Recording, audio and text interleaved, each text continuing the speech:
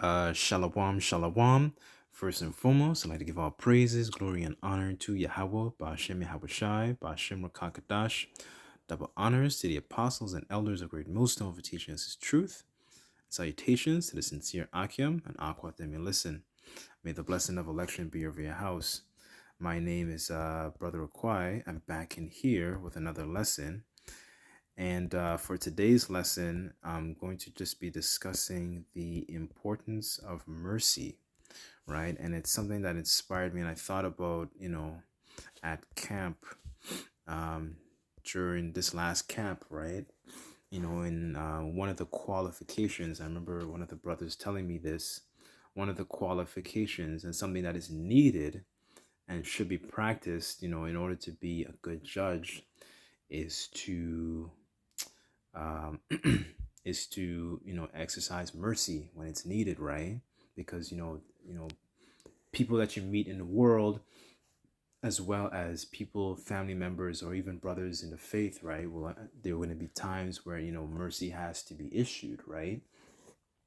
And so, without further ado, I'm going to get to the word in the etymology, right? So this is mercy in the etymology, and it reads, the Most High's forgiveness for creatures' offenses, right? And it's the one who have done the offenses are the Israelites, right? Because we discontinued from our heritage, pursuant to Jeremiah 17, and then we continue to add sin upon sin upon sin. And what happened? Eventually, the Most High, through his son Yahweh Shai, they held their face from us, right? So here it says, reward, gift, kindness, grace, pity, reward, wages, pay, hire, thanks, favor, pity, grace. Let's see. Okay, that's interesting. Disposition to forgive or show compassion, right? So, the Most High through his son Yahweh Shai, has shown compassion, you know, right? And then he gave us those examples during his time, you know. So one of the examples I'm gonna get is, as a matter of fact, before I get to the example, I want to pull out how this also can relate to us, because we're going to be in situations where we would have to actually exercise and show that mercy, right? So this is 1 Corinthians 6 verse 2, and it reads, do ye not know that the saints shall judge the world? And if not the world be judged by you, are ye unworthy to judge the smallest matters, right? So we're going to be in situations where we have to be able to exercise good judgment and issue forth good judgment on the small matters, right? Because the elect are going to be set up as righteous judges, judging bigger matters, right? So let's get an example of some of the things that Yahweh Shai did, because we were under the first covenant, and we were burdened by it, because we're in this flesh, and we could not keep all the laws, 100%, right? So this is why Yahweh Shai was definitely and still is needed, right? So let's get Matthew. I think it's Matthew 12, and let's start at 9. So this is Matthew chapter 12, verse 9, and it reads, and when he departed thence, he went into the synagogue, and behold, there was a man which had his hand withered. And they asked him, saying, is it lawful to heal on the Sabbath days? That they might accuse him. And he said unto them, Yahweh Shai speaking, what man shall there be among you that shall have one sheep, and if it fall into the pit on a Sabbath day, will he not lay hold of it and lift it out? right? So it's understanding. You're going to be in situations where something is something. It's trying to understand the mercy in the technicalities of the law, right? Because the law is set up as a schoolmaster, but through the mercy that Yahweh Shai gave is to bring us closer to Yahweh Bashem Yahweh Shai, right? Verse 12. How much then is a man better than one sheep? Wherefore, Slakia, is it lawful to do well? It is lawful to do well on the Sabbath days. Then he to the man stretched forth. He said, "Oh, Slakia." Then saith he to the man, "Stretch forth thy hand," and he stretched it forth, and said it was restored whole like no other, right? So the power that Yahweh Shai had, he was able to actually issue forth that mercy, right? And then what happens?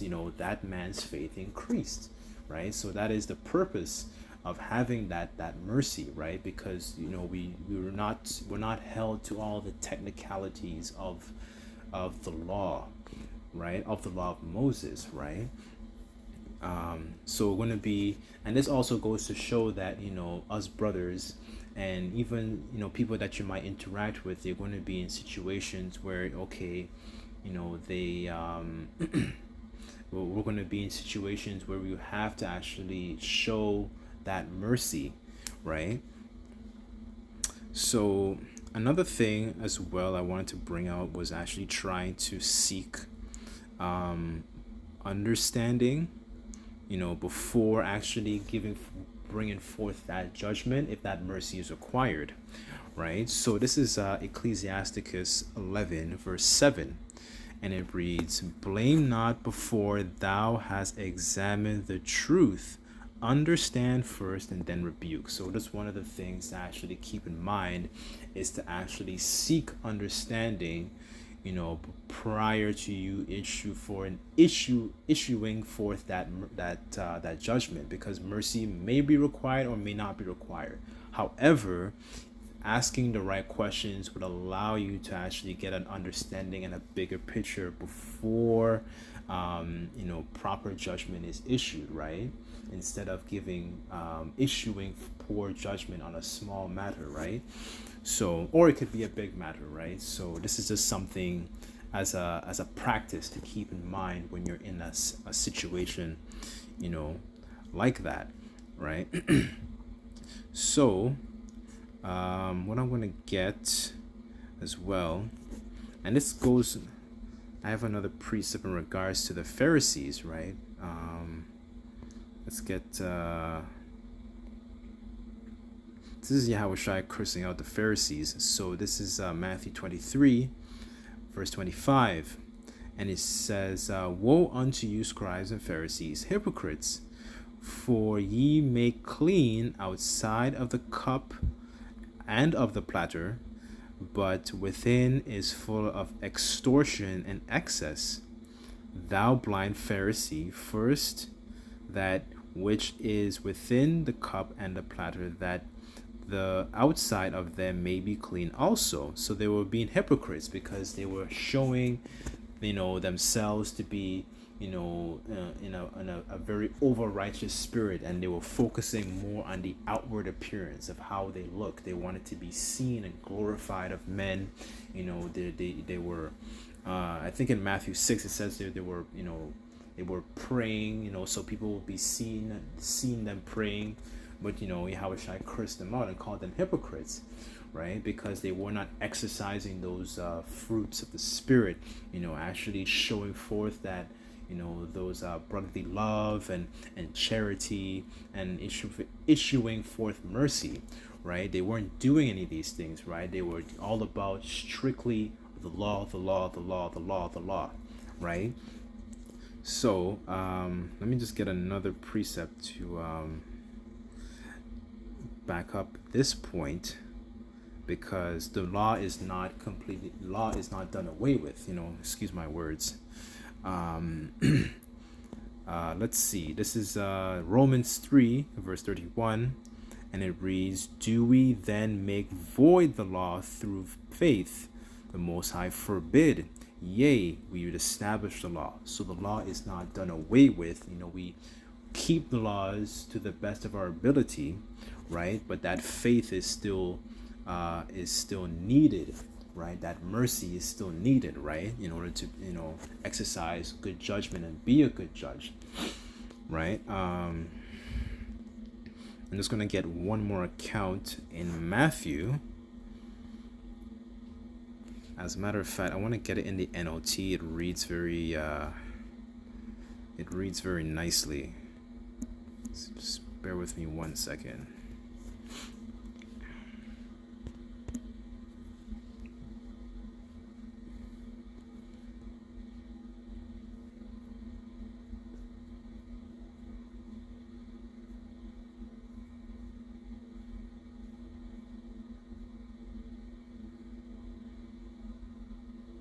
Okay, so this is Matthew 18.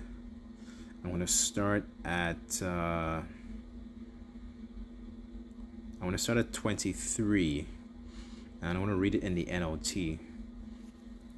And this is the title is I think the parable of the unforgiving debtor, right? So I'm going to read it in the NLT. So it says, Yahweh Shai is speaking, "Therefore the kingdom of heaven can be compared to a king who decided to bring his accounts up to date with servants who had borrowed money from him." Verse 24, "In the process of the debtors was brought in who owed him $1 million, right? So in the KJV it says 10,000 talents. Verse 25, and it reads, "He couldn't pay, so his master ordered that he be sold along with his wife, his children, and everything he owned to pay the debt." Right? So the master was, was furious and you're unable to pay this debt, so when you're gonna have to sell all these things to actually repay this debt, right? And then, so the servant speaking, and it says, "Before the man fell down, before his master had begged him, 'Please, be patient with me, and I will pay it all.'" And I'm going to read this in the KJV, so just, bear with me 1 second. I just thought it would, the words they chose were just amazing. "Then the Lord of that servant was moved with compassion and loosed him and forgave him of the debt," right? So I want to go back to the NLT, verse 28.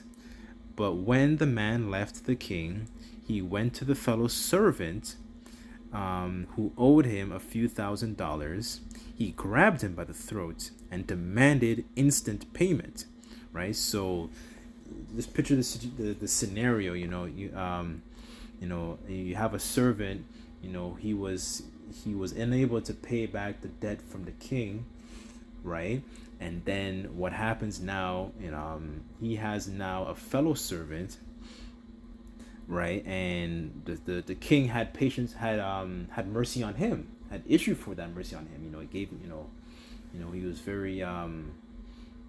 very what's another word for merciful? He was very graceful towards him, right? And so let's continue on. And it says, "His fellow servant fell down and begged him a little more time." So this is like one of his co-workers essentially, right? The co-worker, the other fellow servant owed him money. And verse 30, okay, hold on. I'm just going to read verse 29 again. "And his fellow servant fell down before him and begged him a little more time. 'Be patient with me, and I will pay it,' he pleaded." Verse 30, and it says, "But his creditor couldn't wait. He had the man arrested and put in prison until the debt can be paid in full," right? So picture this scenario. A fellow servant, the king had mercy on him because he owed the king lots of money. And now his fellow servant, he the fellow servant owed this man money, but he did not show the same compassion and gracefulness towards the fellow servant like the king had showed to him, right? So that looks very bad, right?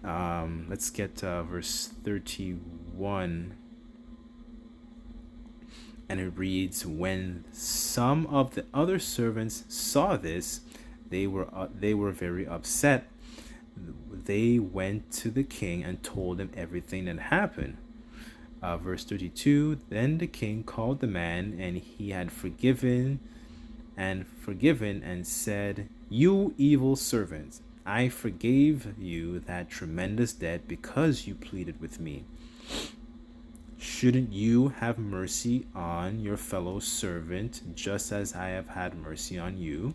Right? So this is like in a situation if we did something and Yahweh Hashem Shai has forgiven us, but we did not we held a grudge. We held that we had the opportunity to actually exercise that mercy, but we didn't do it. Instead, we were very wrathful in that sense, and that's a no-no, right? Because there are things we have to understand. There are things that we did, especially in the world. Like I can attest for myself, there were things that I did that I should be dead by now, but Yahweh Shai has had mercy upon me, right? So that's kind of like how I think of it sometimes. Verse 34, and it reads, then the angry king sent the man to prison to be tortured until he had paid his entire debt. Right? So, this goes to show that, we'll be in situations where, the Most High, Yahweh Shai, has forgiven us for the things that we did, right? And and then you can be in a position where you need to have mercy on another person, right? But and one of the key things is to remember, the things that we did, right? And then as well as, when we have the opportunity to do so, we continue to issue forth that example of mercy that Yahweh Shai has done and Yahweh Shai has shown us, throughout these different scriptures, right? But anyways, I'm going to end it here. I didn't hit everything, but hopefully this video was edifying. It was something that I really thought about, because sometimes we could be in a situation where we did not have the opportunity to issue forth mercy, and we could have, right? And I could attest that for myself. But the goal is to be, Yahweh is a more righteous, more balanced judge, right? So, anyways, hopefully this video was edifying, and I'd just like to give all praises, glory, and honor to Yahweh, Ba'ashem Yahweh Shai, Ba'ashem Rakakadash. Double honors to the apostles and elders of Great Millstone for teaching us his truth. Till next time, I say Shalom.